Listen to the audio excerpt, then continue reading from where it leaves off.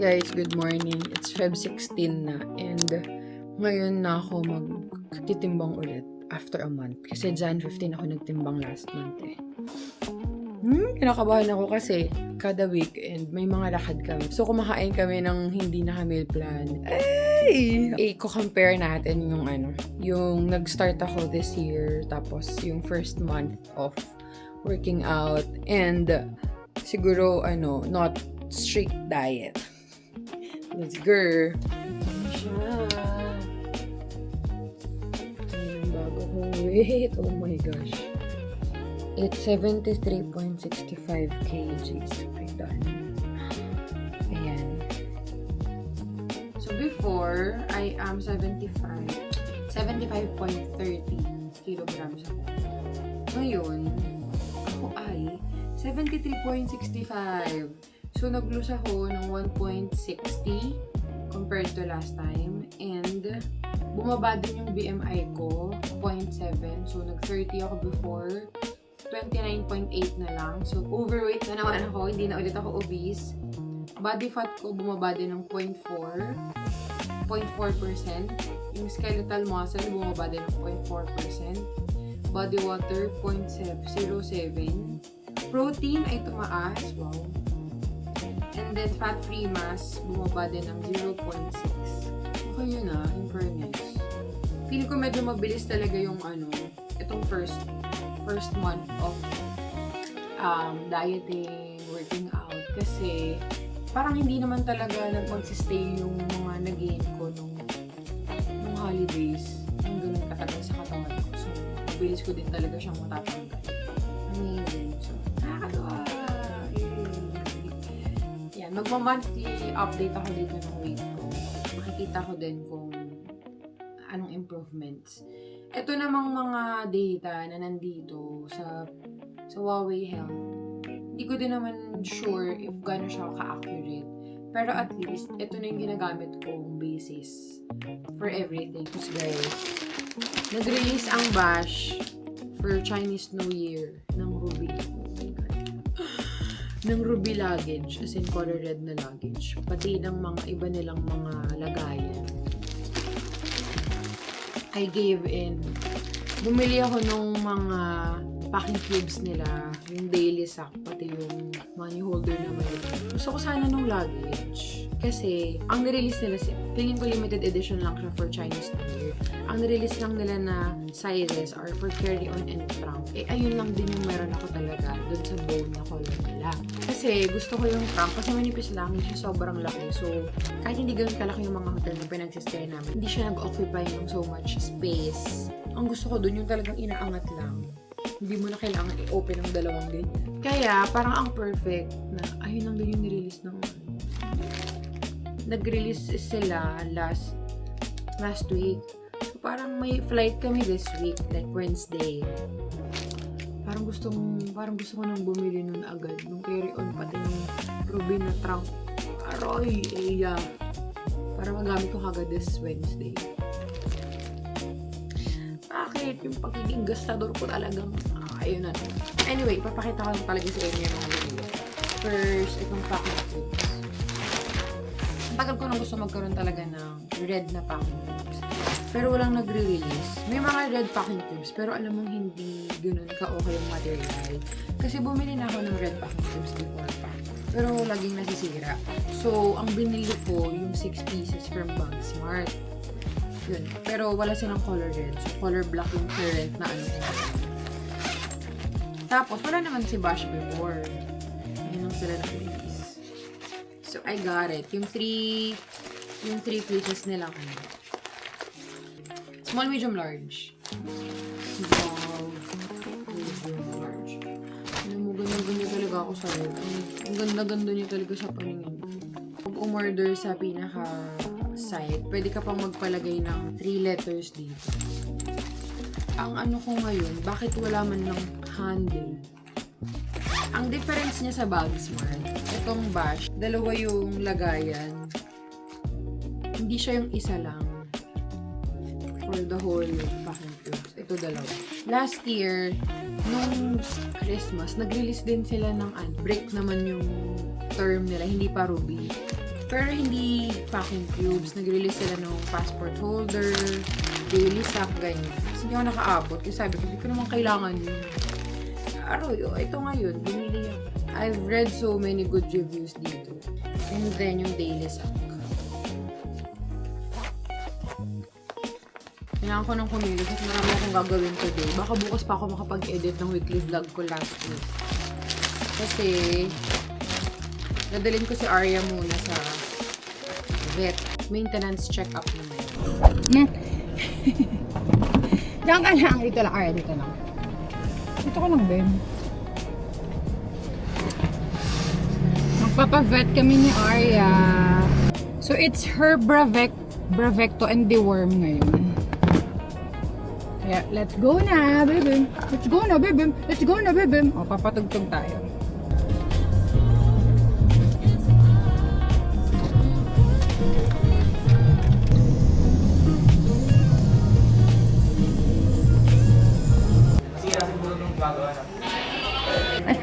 Ayan.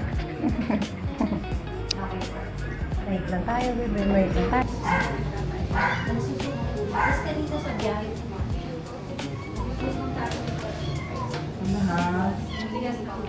Ba't di naman po tayo, diba? Dati yan, hindi yan ang ano. Pati kami mamaya daw, mag-walk daw po kayo. Magawa kami sa Oval. Wait lang po, mag-walk daw po kayo. Okay na po, okay na. Okay na po. Yung deworm na lang po. Biglaan lang po. Very good, baby. Very good, very good. Pauwi na kami. Very good yung bebem ko. Nakapag-Bravecto na and deworm. Bak mo? Pagpapakita ka sa camera, ayaw. Madugang ka. Pauwi na kami.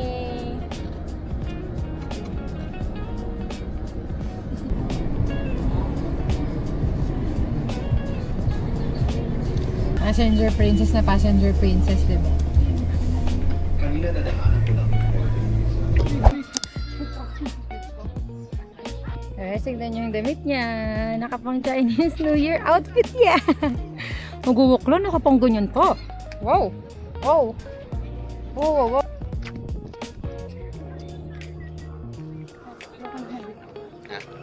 Right kami.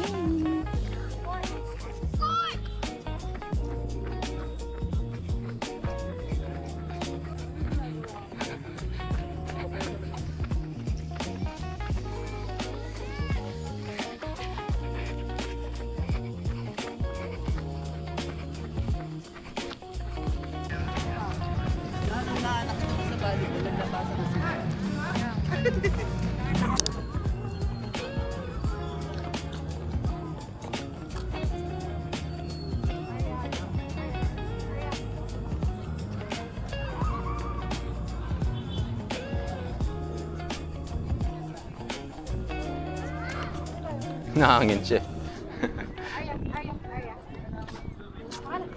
Nahangin siya. Nakatabi yung ulo.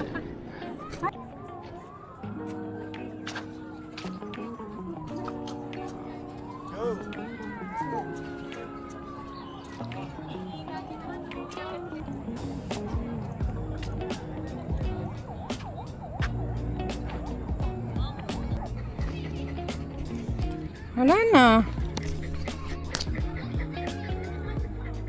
Kailangan natin natin. Favorite part. Very good yun ngayon eh.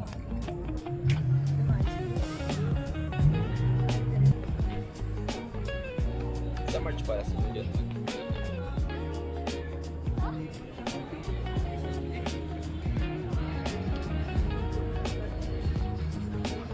Sinugod namin si Janro sa emergency room. Guys, tignan niyo, nandito talaga kami sa emergency room. Bakit? Tignan mo bakit? Sabihin mo bakit? Wala lang.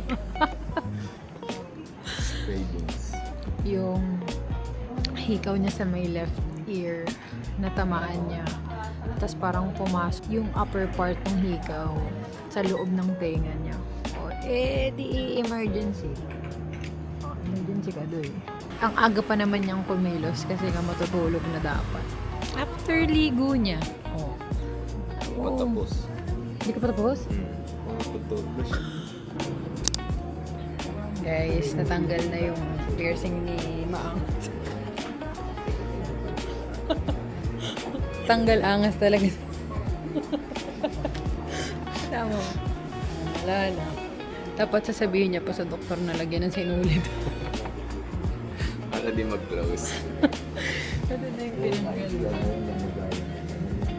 Pangayon niya nga rin tanggalin eh, kasi nararamdaman niya yung Kasi may piercing din siya. Pwede po ba huwag tanggalin?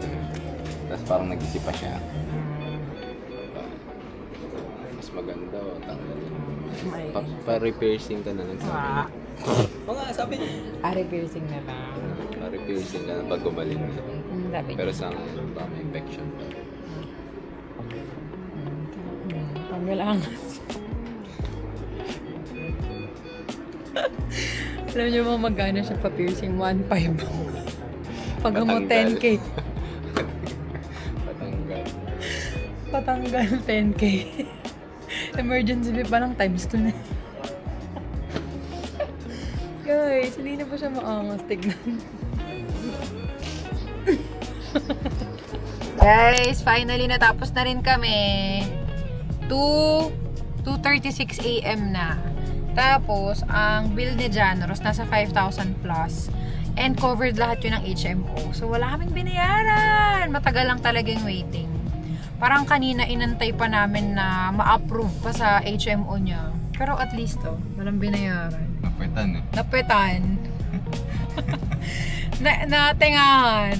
Ay! Kasi, kaya ang nakalagay dun sa ano niya, foreign object, ganyan. Removal of foreign object. Para siya nag-dildo niyan.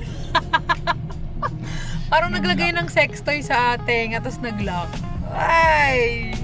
Dapat tulog na talaga ngayon. Tapos ngayon, nandito kami. 4 pieces lang nuggets. Guys, magja-Jollibee na lang kami! Ang sarap pala na ito ng... May cheese? Oo! Mas gusto ko yan kesa sa ano, yum. Yung cup yung mga ganun. Guys, I woke up late. Dahil late na kami nakatulog kagabi. Mga 4 AM na kami nakauwi. Mga 4:30. Tapos naligo kami agad. Kasi nga, galing kaming ER ng hospital. So, meron kaming travel this week. Bukas na yon, mga 3:30 PM kami aalis dito. And wala pa ako napapak. So, samahan niyo ako ngayon. Ay, mamadaliin ko kasi mga 4 hours lang yung meron ako to pack. Kasi, meron pa kaming pickleball mamaya. Gusto ko mag-pickleball bago umalis. So, 12:30 na. Dapat mga 4:30 tapos na ako. Hindi, mga 4. 4 tapos na ako. So, yung maleta ko is from Cash. This is the Trunk and Go. Ito yung gusto kong palitan ng Ruby. My gosh, eh. Bakit mo kailangan palitan? Tapos, bumili din ako ng cover nila. Pero alam nyo, hindi niya kinaya. Unang flight pa lang, natanggal na yung letter B niya. Ash na lang siya. Hindi niya kinaya ang South Korea. So, good luck if aabutin pa to ng ilang taon na nandito to. Kasi tignan nyo, natatanggal-tanggal na siya. Pero ang ganda ng material, pero hindi nga sobrang dikit ng ano nila.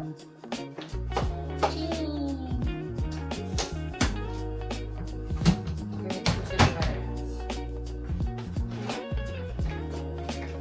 Yung mga maleta ko before, yung ina-open ko siya sa gitna. So, ang laki ng space na nakukuha niya sa mga hotel. Ito, tignan mo. Ganyan lang siya. Ito na yun. So nice, diba? Tapos, ever maglaro kami ng pickleball dun. Ito na lang dito sa hotel. 7 outfits, tas 2 airport fits. Dami ko kasing kaartehan! Airport fit, Ziploc, pati jogging pants from Uniqlo. And kapag pauwi na, this pants, white shirt from Uniqlo. Meron na akong pantulog, pang airport fit, and workout fits. Ngayon naman, ito na ang aking choices of outfits. So, ito yung mga bottom. skirts. Ay, halos lahat pala skirts. And then tops. Sa pagpipilian ko. Let's go! TDR to. Ito yung mga shoes. Gusto kong suotin. Alam nyo ba guys, this one is the most worthy purchase last year ko. Ito yung gift ko for myself. This is the Renegade Folk Muse. Ang dali niya kasing bagayan. Tapos Muse pa siya. Mahilig ako magtanggal ng sapatos or ng tsinelas kapag nasa isang establishment ako. Especially pag kumakain. So feeling ko, dadalhin ko yan. Hindi, dadalhin ko pala talaga siya. Hindi yung niliglig. Guys, nakiupi kami today. Nanaya ko yung kapatid ko kasi nga may travel kami this week. So baka hindi kami makapaglaro. Kahit may plano kaming maglaro sa Vietnam. Pero hindi pa kasi natin sure if merong court, ganyan. So para meron din akong laro this week. Ano to? Ba't ang daming baon? may donut na. May spam and egg sandwich pa sila! Over! Guys, aalis na kami maya-maya! Hindi ko isasama sa weekly video yung travel namin to Vietnam. Siguro hanggang airport lang. Or hanggang paalis lang. Para separate vlog video ko yung Vietnam travel namin. Medyo gumising ako na maaga mga 9:30 kasi kailangan ko maglipat ng files. Kasi wala nang space pang video para dun sa travel. So, nag-delete, naglipat ako. Tapos ngayon nag-i-edit ako para mabawasan pa yung mga files and madagdagan yung space ko for camera. And, tapos ko na ma-pack yung mga damit. So, mga toiletries, makeups, and yung mga iba ko pang dadalhin. Yung mga need ko na lang i-pack. Ay! Exciting!